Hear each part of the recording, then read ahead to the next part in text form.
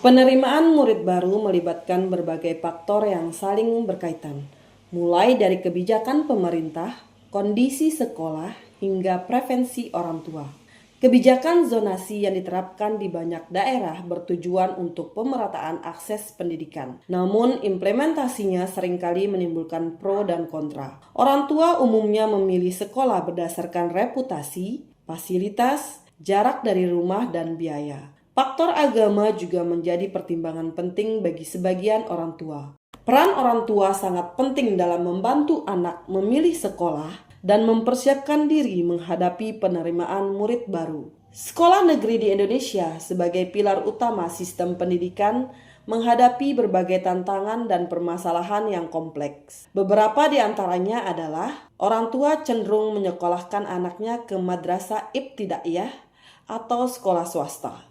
Permasalahan yang terjadi di SD Negeri 25 Mataram adalah jumlah murid pada tahun ajaran baru sedikit. Oleh sebab itu, sekolah perlu membuat strategi peningkatan kuantitas murid agar mampu membangkitkan minat masyarakat untuk menyekolahkan anaknya di sekolah negeri dengan karakter keagamaan yang kuat. Sistem penerimaan murid baru dapat menimbulkan dampak sosial yang kompleks seperti ketimpangan akses pendidikan, stres pada murid dan orang tua, serta munculnya praktek-praktek yang tidak etis. Adapun tantangan dalam SPMB yakni 1. Keterbatasan kuota. Tidak semua murid yang mendaftar dapat diterima di sekolah yang diinginkan karena keterbatasan kuota. 2. Perbedaan kualitas sekolah. Kualitas sekolah yang tidak merata menyebabkan adanya sekolah favorit dan non-favorit. 3. Biaya pendidikan.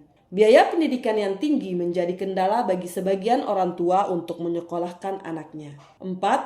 Keterbukaan informasi. Kurangnya keterbukaan informasi tentang sekolah seringkali membuat orang tua kesulitan dalam memilih.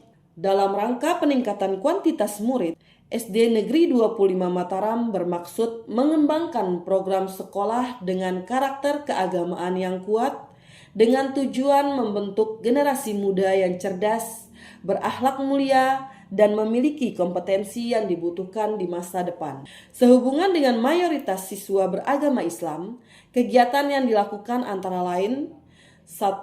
Integrasi nilai-nilai keagamaan di lingkungan sekolah seperti pajangan doa-doa harian dan Asmaul Husna.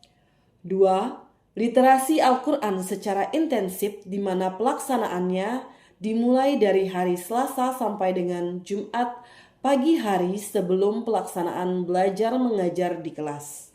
3. Pembinaan ibadah mahdah seperti pelaksanaan sholat duha, hafalan Asmaul Husna, dan hafalan Al-Quran Juz 30, sholat fardu berjamaah, puasa sunnah minimal 3 kali dalam sebulan, dan pelaksanaan Jumat berbagi.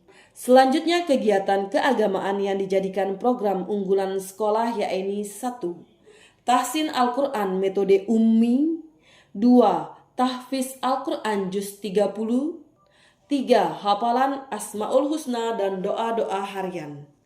Untuk pengontrolan, dilaksanakan kegiatan uji publik hafalan Al-Quran Juz 30, Asmaul Husna, dan doa-doa harian. Dengan adanya program sekolah dengan karakter keagamaan yang kuat, terlihat peningkatan jumlah murid yang signifikan. Ini terlihat dari tahun ajaran 2024-2025 dengan jumlah murid 10 orang mengalami peningkatan pada tahun ajaran 2025-2026 dengan jumlah murid 18 orang. Selanjutnya, sekolah terus berupaya menyempurnakan kekurangan dari program sekolah, diperbaiki metodenya agar kegiatan terarah dan maksimal. Kepala sekolah senantiasa berdiskusi dengan rekan guru berkaitan dengan hambatan dan solusi program, serta terus berupaya meningkatkan kualitas pendidikan dan kuantitas peserta didik di SD Negeri 25 Mataram.